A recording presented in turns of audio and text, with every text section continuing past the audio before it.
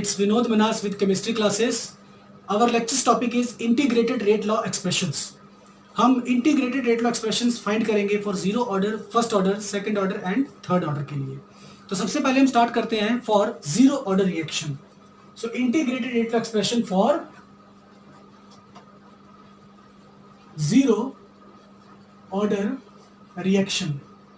Let me suppose the reaction is A getting converted into products P. If the reaction is of zero order, the rate of reaction is proportional to molar concentration of A raised to the power 0.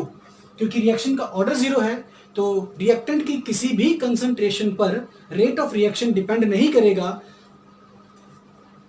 और I can say that rate is equals to K into molar concentration of A raised to the power 0.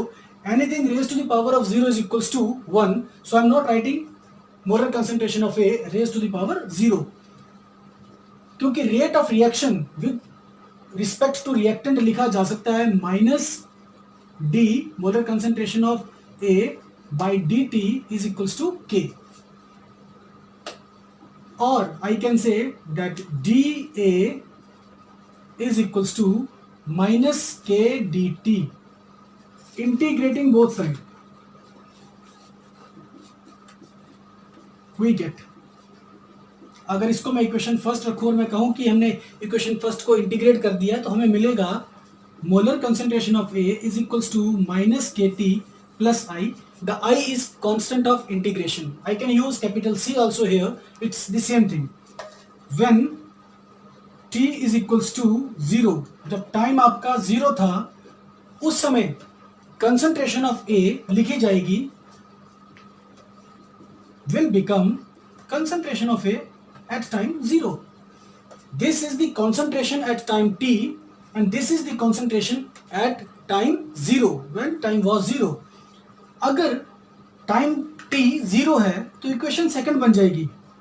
Equation second becomes molar concentration of A 0 is equals to minus K multiplied with 0 plus I, or simply I can say that I is equals to molar concentration of A 0. Substituting the value of I in equation 2. Substituting the value of I in equation second, we get. क्या मिलेगा हमें? Concentration of A is equals to minus KT plus I की जगह मुझे क्या लिखना है? A0. This is my equation number 3. Or I can say that अगर मैं KT को इस साइड ले जाऊं और A को उस साइड ले जाऊं तो इक्वेशन बनेगी A0 minus A is equals to KT. I am taking KT on the left hand side, तो minus KT will be changed to plus KT, और इस A को concentration of A को मैं इस साइड ले गया तो KT will be equals to A0 minus A. That's what written here. Now further solving will give me the value of K equals to A0 minus A upon T, or T is equals to A0 minus A upon K. So this is my equation number 4. This is my equation number 5. Now, अगर मैं अपनी equation इसको देखूं तो मेरे पास rate is equals to K, which can be written as like this. और अगर इन दोनों को मर्ज कर दूं तो rate is proportional to molar concentration of A raised to power 0. That means कि A की कंसंट्रेशन पे तो रेट डिपेंड ही नहीं करता. Simply saying, if a graph is plotted for rate versus molar concentration of A stands for the reactant. अगर आप चाहो तो यहाँ पर कैपिटल R भी लिख सकते हो, which stands for reactant. So I am writing here concentration of reactant. The graph is going to be this one. एक लाइन जो इस एक्सिस के पैरेलल है, एक्स एक्सिस के पैरेलल दौड़ेगी ये लाइन, क्योंकि रेट पर रिएक्टेंट की कंसंट्रेशन का कोई असर नहीं है. Rate is independent of the concentration of A. From this equation, equation number 3, अगर मैं इक्वेशन नंबर 3 की बात करूं तो equation number 3 can be compared with equation y equals to mx plus c, and this equation is for straight line. That means I am comparing this equation number 3 with the equation of straight line. For the equation of straight line, y is going to be molar concentration of A, m which is the slope, minus k, x is going to be your t, and c is going to be your initial concentration of A. That means अगर एक graph plot किया जाता है y और x axis में, x axis पे t और y आपका a, तो मेरे पास एक स्ट्रेट लाइन आएगी with m equals to minus k. That means slope is negative. So the line is going to be like this. The slope is equals to minus k, and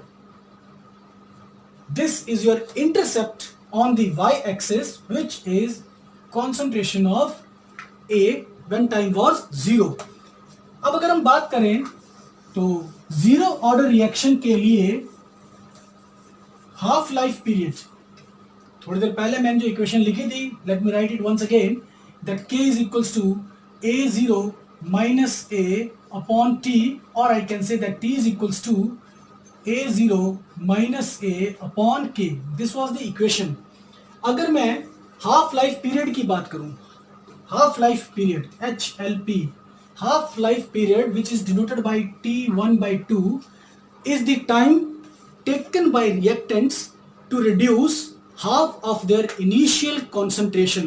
अपनी शुरुआती concentration को आधा करने में reactants को जो time लगता है उस टाइम को हम कहते हैं हाफ लाइफ पीरियड, या यूं भी कह सकते हैं कि शुरुआती concentration, initial concentration का आधी कंजप्शन होने में जो टाइम लग रहा है, आधी कंसंट्रेशन बचने में जो टाइम लगा या आधी कंसंट्रेशन कंज्यूम होने में जो टाइम लगा, that is called as half life period. So at half life period T changes to T half, and molar concentration of A is half of the initial concentration. So I can say this equation will become T1 by 2 is equals to initial concentration minus initial concentration upon 2, because A की जगह मैं लिखूंगा A naught by 2 and divided by K. On solving I am having T1 by 2 is equals to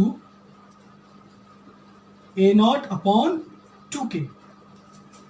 अगर मैं 1 by 2K को constant मान लूं तो I can say that T1 by 2 is proportional to initial concentration.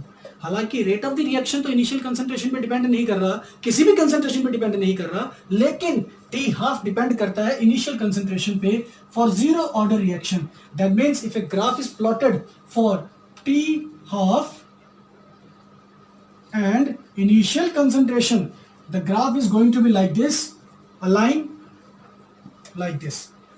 अब अगर मैं इस चीज से कंपेयर करूं, इस चीज को मैं कंपेयर करता हूं y equals to mx plus c के साथ, y equals to mx plus c के साथ, तो I will be saying this is going to be my y, 1 by 2k is going to be my slope and x is this one. मैं इसको थोड़ा सा elaborate करके दोबारा लिख रहा हूं, that t half is equals to 1 by 2k into initial concentration plus 0.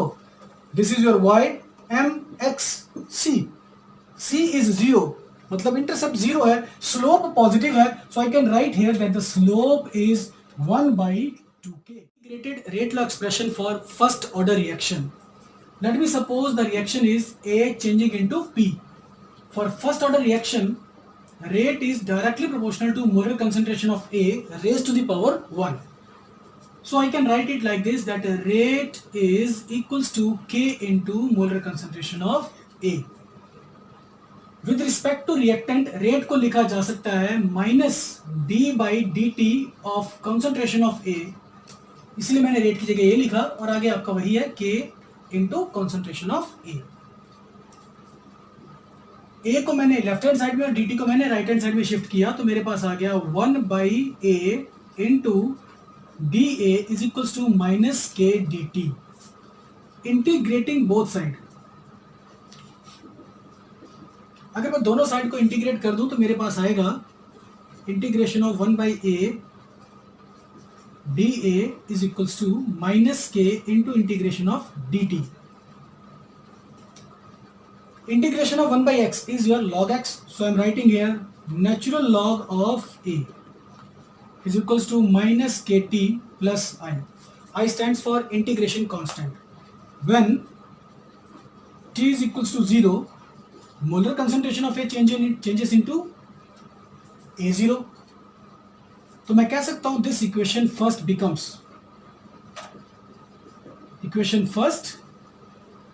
Becomes natural log of A0 minus के टी की जगह पर 0 प्लस आई, और you can say that I is equals to natural log of A0. तो I की ये value अगर मैं यहां सब्सटीट्यूट कर दूं, substituting value of I in equation first में अगर I की वैल्यू को सब्सटीट्यूट किया जाए तो मेरे पास आ जाएगा natural log of A is equals to minus के t plus natural log of A0. I can write it equation number 2. इसको अगर मैं और सॉल्व करूं तो मेरे पास लेफ्ट हैंड साइड में ले जाता हूं मैं kt को, माइनस के T transposed to the left hand side, I will be having kt is equals to natural log of A0 minus natural log of A. यहां पर मैं फॉर्मूला यूज करता हूं log A minus log B का, तो मेरे पास आएगा natural log of A0 upon A, क्योंकि we know that log A minus log B is equals to log A upon B. तो मैंने ये फार्मूला यहाँ पे लगाया, मेरे पास आ गया ये. अब मैंने नेचुरल लॉग को रिमूव किया विथ सिंपल लॉग, तो I will be having kt is equals to, obviously or is there, kt is equals to 2.303 log of A0 upon A. Equation number second, let me consider it equation number third, this as equation number 5, this as equation number 4, or I can say that k is equals to 2.303 upon t log of A0 upon A, or t is equals to 2.303 upon k log of A0 upon A. This is my equation number 6. This is my equation number 7. Now, अगर मैं इस equation को देखूं और इसे compare करूं with y equals to mx plus c के साथ, this is your y rate, this is your m slope, x plus c is your 0. So I can say the graph is going to be like this, that rate versus concentration of reactant is going to be your a graph like this with slope k. एक equation और भी है मेरे पास, equation number 2.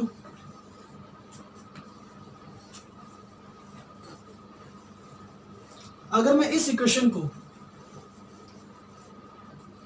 जो कि है natural log of A is equals to minus के t plus natural log of A0, अगर मैं इस इक्वेशन को कंपेयर करता हूं with y equals to mx plus c के साथ, which is the equation of straight line, तो y एक्सिस पर मुझे रखना है नेचुरल लॉग ऑफ A को, और x एक्सिस पे मुझको रखना है t को. The slope is going to be negative which is equals to minus k, and the intercept is your natural log of A0. One more thing, अगर मैं यहां पर नेचुरल लॉग को रिमूव कर दूं, अगर मैं नेचुरल लॉग को रिमूव कर दूं विद 2.303 लॉग A, और दोनों साइड को फिर 2.303 से डिवाइड कर दूं, let me do it. 2.303 log of A minus के टी, इसको भी कर दिया मैंने 2.303 log of A0 अब मैंने दोनों साइड को डिवाइड कर दिया 2.303 से, तो मेरे पास बचेगा log of A equals to minus के t upon 2.303 plus log of A zero. और अगर मैं इसे कंपेयर करता हूं with y equals to m x plus c के साथ, इक्वेशन ऑफ स्ट्रेट लाइन के साथ, तो मेरे पास क्या होगा? y एक्सिस पर मैं लिखूंगा log of a, x axis पे मैं लिखूंगा t, the slope is once again negative, but this time the slope is not minus k but minus k upon 2.303 and the intercept is log of a0.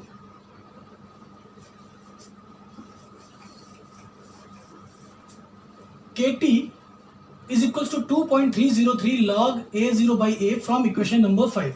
Equation 5 से मेरे पास ये है, that means I can write it. इस equation को मैं लिख सकता हूं kt अपॉन 2.303, मैंने 2.303 को इस साइड पे शिफ्ट किया, kt upon 2.303 log of a0 by a।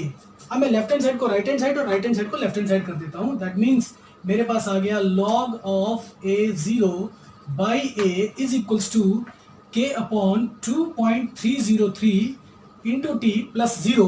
और फिर मैं अगर इसको कंपेयर करता हूं with y equals to m x plus c के साथ, तो c इंटरसेप्ट है वो है 0 और स्लोप आपकी पॉजिटिव है, दैट मीन्स y एक्सिस पे लिखा जाएगा log of a0 by a, x axis पे लिखा जाएगा t, and this is going to be the line having slope equals to k upon 2.303. This is one more graphical representation for integrated rate law expression for first order reaction. From equation 4 मेरे पास है kt equals to this one. kt is equals to natural log of a0 by a। अगर मैं दोनों side पे इस side पे देखूं तो I can write it like this, minus kt is equals to natural log of a upon a0। I have done nothing, I have just transposed it. जब मैं इस साइड को रिवर्स करूंगा तो ऑब्वियसली नेगेटिव साइन आएगा, that is minus kt and log of a upon a0 and log is with base e, that is natural log. अब अगर मैं दोनों साइड पर एक्सपोनेंशियल ले लूं, taking exponential on both side, अगर मैं दोनों साइड पर एक्सपोनेंशियल्स ले लूं तो मेरे पास आएगा e raise to power minus kt is equals to a upon a not, और I can say that a upon a not is equals to e raise to power minus kt। This equation may be equation number 8 is my integrated rate law expression for zero order reaction in exponential form. This is the exponential form. ये exponential form में लिखी गई है integrated rate law expression. Next comes your half life period. Half life period जिसको कि हम t1/2 से represent करते हैं for integrated rate law expression of first order reaction. Half life period t half is equals to, I'm using this equation, 2.303 upon k log a0 upon a0 divided by 2. We know that at half life t changes into t1/2 and a changes into a0 by 2. This a0 and a0 got cancelled, तो मेरे पास आ गया t1/2 is equals to 2.303 upon k into log 1 upon 1/2, that is log of 2. The log of 2 is 0.301, तो t half आ गया 2.303 upon k multiplied with 0.301।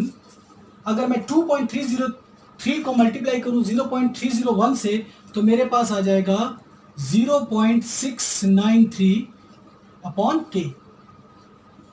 This expression tells me that half life period of first order reaction is independent of the molar concentration of reactant. Initial concentration पे या reactant की concentration पे T half depend नहीं करता है for first order reaction. That means अगर एक graph plot करने के लिए कहा जाए for T half versus concentration of reactant, तो concentration पे तो T half का कोई फर्क है नहीं, इसलिए लाइन ऐसे आएगी. T half कि कांस्टेंट वैल्यू है what ever is the concentration of reactant. Initial concentration कुछ भी हो, कंसंट्रेशन कुछ भी हो, कोई फर्क नहीं पड़ता है टी हाफ पे. K is equals to 2.303 by T for log A of A naught by A for first order reaction. First order reaction के लिए ये इक्वेशन है. If initial concentration is A mole per liter and reactant decomposed